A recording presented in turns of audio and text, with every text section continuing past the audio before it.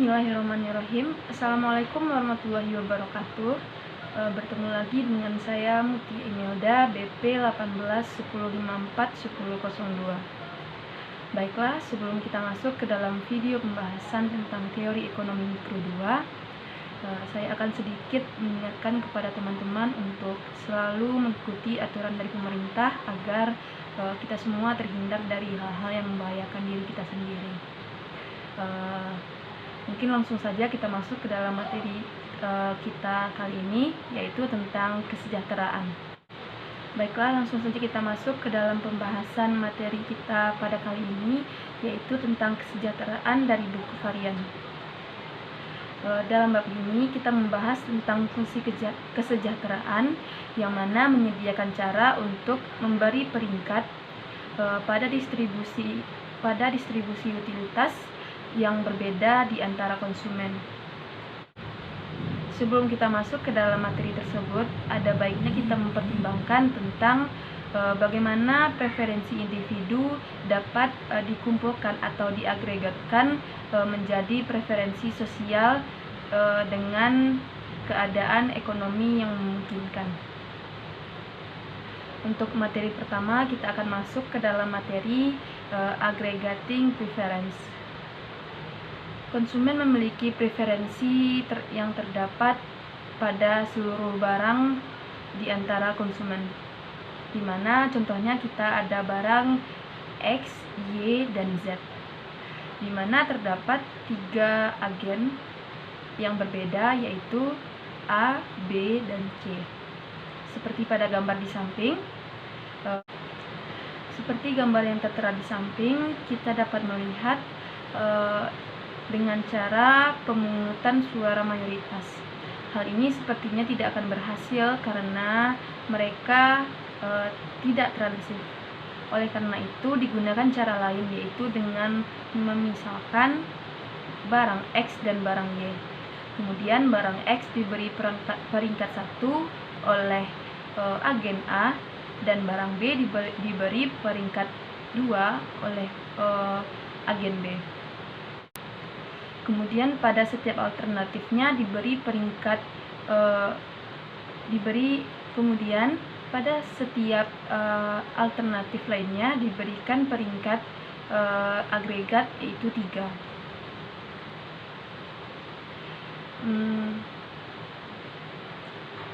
Selanjutnya, terdapat masalah yang dihadapi dalam memakai cara ini, di mana terdapat konsumen yang memanipulasi suaranya, seperti pada gambar di samping.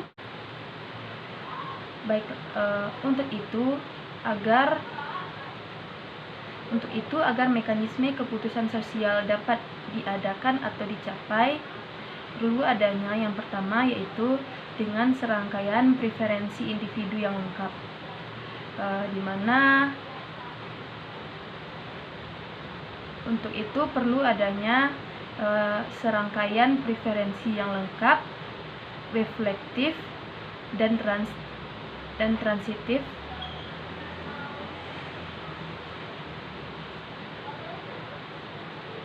Untuk itu perlu adanya preferensi individu yang lengkap, reflektif, dan transitif, di mana preferensi tersebut sama di antara konsumen. Kemudian yang kedua, yaitu semua orang menyukai X daripada Y, maka preferensi X harus lebih besar atau harus di depan Y. Kemudian untuk yang ketiga, yaitu preferensi antara X dan Y harus bergantung pada orang yang memberi peringkat dari X dan Y tersebut. Dan untuk untuk selanjutnya, hal ini mungkin sulit untuk diterapkan karena sulit untuk menemukan hal yang memuaskan antara konsumen tersebut. Hal ini sepertinya tidak memungkinkan untuk diterapkan karena tidak terdapatnya mekanisme yang memuaskan di antara pilihan tersebut. Kemudian, menurut Kenneth Arrow membuktikan bahwa teorema imposibilitas Arrow bahwa ada 3 fitur mekanisme keputusan sosial yang tidak masuk akal. Ia mengatakan bahwa tidak ada cara yang sempurna untuk melihat atau membuat keputusan sosial, dan untuk mengumpulkan preferensi individu yang membuat satu preferensi sosial atau preferensi yang digabungkan. Materi yang kedua yaitu tentang kesejahteraan sosial. Pada materi ini terdapat fungsi utilitas individu sendiri, yaitu UI dalam kurung X, yaitu utilitas individu dari alokasi X secara keseluruhan. Untuk fungsi utilitas atau yang disebut juga dengan utilitarian klasik, yaitu rumusnya W dikali U1 sampai UN sama dengan sigma N I sama dengan 1 UI. Untuk fungsi kesejahteraan jumlah utilitas tertimbang, yaitu W U1 sama dengan sigma N I sama dengan 1 AI kali UI. AI merupakan angka seberapa pentingnya utilitas. Hal ini biasanya bersifat atau positif angkanya. Dan untuk fungsi kesejahteraan minimax atau disebut juga dengan Rawlsian, fungsinya yaitu W dikali UI sama dengan min dalam kurung UI sampai dengan UN. Berarti kesejahteraan sosial hanya bergantung pada kesejahteraan agen terburuk atau agen terendahnya, atau orang yang memiliki utilitas yang rendah atau minimal. Selanjutnya yaitu memaksimalkan kesejahteraan, di mana terdapat notasi XI pangkat K yang menyiratkan bahwa seberapa banyak individu memiliki barang X dengan jumlah total, yaitu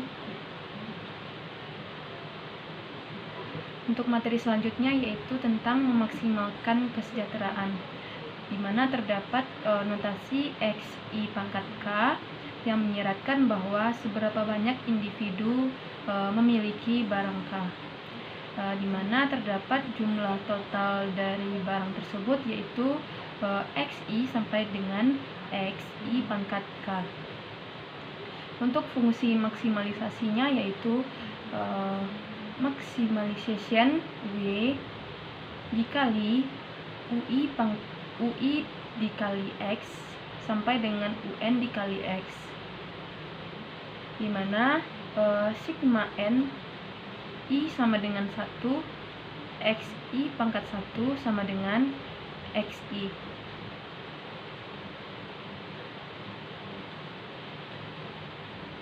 di mana sigma N I sama dengan 1 XI pangkat 1 sama dengan X1. Kemudian sigma N I sama dengan 1 XI pangkat K sama dengan XK.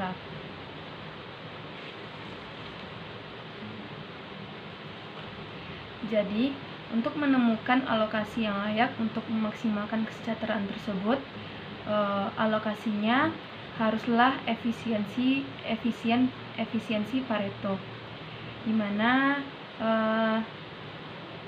seperti yang terdapat pada gambar di samping, ada barang seperti yang terlihat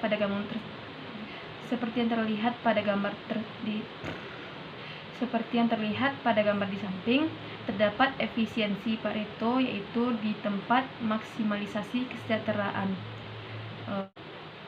Untuk gambar yang kedua yaitu jika ditetapkan utilitasnya cembung, maka setiap efisiensi Pareto adalah maksimalisasi untuk fungsi kesejahteraan sosial jumlah tertimbang.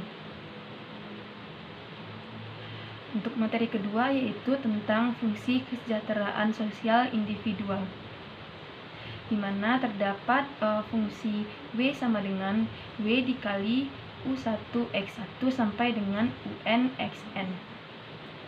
Hal ini merupakan fungsi kesejahteraan sosial individu dan juga fungsi dari kumpulan konsumsi agen individu yang dikenal dengan kesejahteraan individualistis atau Bergson-Samuelson.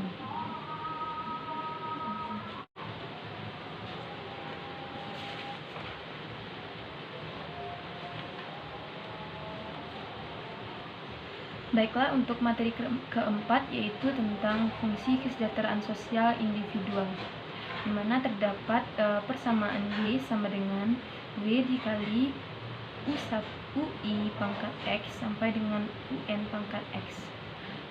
Kemudian hal ini merupakan fungsi kesejahteraan individual dan juga disebut dengan fungsi dari kumpulan konsumsi agen individu yang dikenal dengan fungsi individualistis atau Bergson-Samuelson.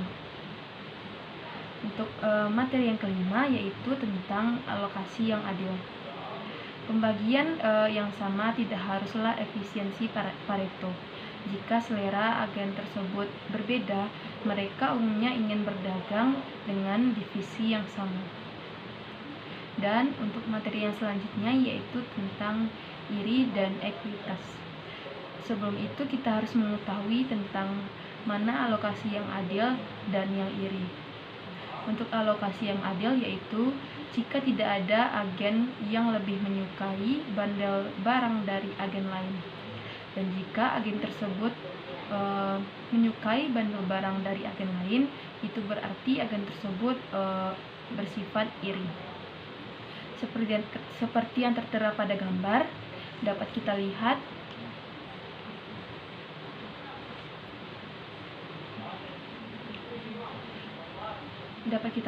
alokasi yang asli atau alokasi yang adil terletak di bawah kurva indiference agen A. Katakanlah misalnya agen A lebih suka apa yang dimiliki oleh agen B daripada bandel yang dimilikinya sendiri. Ini dapat kita buatkan fungsinya yaitu XA1 ditambah XA2 lebih kecil dari A dikali XB1 dan XB2. Tetapi jika ternyata bandel A merupakan bandel yang terbaik dibanding bandel yang lain dan ia dapat menentukan harganya yaitu P1 dan P2, maka fungsi yang akan kita dapatkan yaitu P1 WA pangkat 1 ditambah dengan P2 WA2 WA pangkat 2 lebih kecil dari P1 XB pangkat 1 ditambah dengan P2 XB pangkat 2. Ini berarti bahwa bandel B harus lebih besar daripada bandel A. Tetapi hal ini sepertinya bertentangan karena bandel A dan B didapatkan dari bandel yang sama. Jadi ini artinya jika A tidak mungkin iri kepada B, begitu juga dengan sebaliknya. Equilibrium kompetitif dari divisi yang sama merupakan alokasi yang adil bagi kedua belah agen. Baiklah, sekian pembahasan dari saya. Saya sekali lagi mengingatkan tetap tenang, tetap bersikap tenang dan menjaga kesehatan. Salah dan janggal saya mohon maaf. Assalamualaikum warahmatullahi wabarakatuh. Audio Jungle.